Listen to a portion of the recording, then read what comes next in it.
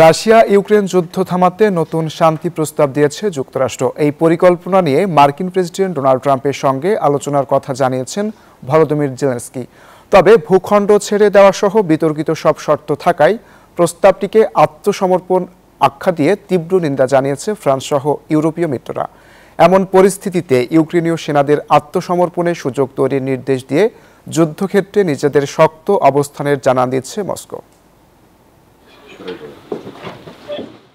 একদিকে যখন চলছে যুদ্ধবন্ধের কূটনৈতিক তৎপরতা, ঠিক তখনই ইউক্রেনের যুদ্ধক্ষেত্রে নিজেদের অবস্থান আরও শক্ত করছে রুশ বাহিনী।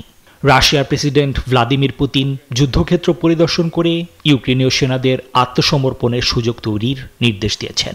এরই মধ্যে দেশটির পূর্বাঞ্চলের কৌশলগত গুরুত্বপূর্ণ শহর কুপিয়ানস্ক দখলের দাবি করেছে মস্কো। পদ্মা সেতু, মেট্রো রেল এবং এলিভেটেড এক্সপ্রেসওয়ে নির্মাণের গর্বিত অংশীদার বসুন্ধরা সিমেন্ট। যুদ্ধের ময়দানের এই উত্তেজনার মধ্যেই আলোচনার টেবিলে উঠেছে যুক্তরাষ্ট্রের দেয়া নতুন এক শান্তি প্রস্তাব। প্রেসিডেন্ট ভলোদিমির জেলেনস্কি জানিয়েছেন, খসড়া প্রস্তাবটি নিয়ে তিনি খুব শিগগিরই মার্কিন প্রেসিডেন্ট ডোনাল্ড ট্রাম্পের সাথে আলোচনা করবেন। তবে ইউক্রেনকে ছাড়াই তৈরি এই পরিকল্পনায় দনবাসের ভূখণ্ড ছেড়ে দেয়া এবং সেনাবাহিনী কমানোর মতো শর্ত রয়েছে বলে গুঞ্জন ওঠায় শুরু হয়েছে তীব্র বিতর্ক। জাতিসংঘে ইউক্রেনের রাষ্ট্রদূত জানিয়েছেন, রাশিয়াকে সম্পূর্ণ পিছু হটতে বাধ্য করা ছাড়া কোনো শান্তি সম্ভব নয়। যদিও হোয়াইট হাউসের দাবি এটি উভয় পক্ষের জন্যই একটি ভালো প্রস্তাব। President Trump has made it very clear.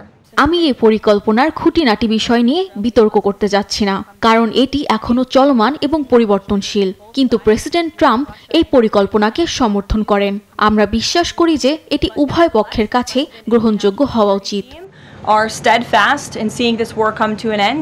এদিকে এই প্রস্তাবকে আত্মসমর্পণের শামিল বলে তীব্র নিন্দা জানিয়েছে ফ্রান্স।